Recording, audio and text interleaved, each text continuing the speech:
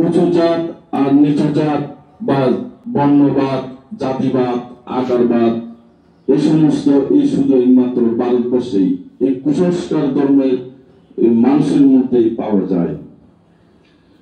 তো ডক্টর আম্বেদকর অনেক চিন্তা, অনেক বিবেচনা করে তিনি নিম্ন স্তরের মানুষগুলোকে সমাজে প্রতিষ্ঠিত করেছেন। এটাই ভারতবর্ষের একমাত্র সিংহ পুরুষ বলে তাকে আমি গণ্য করি।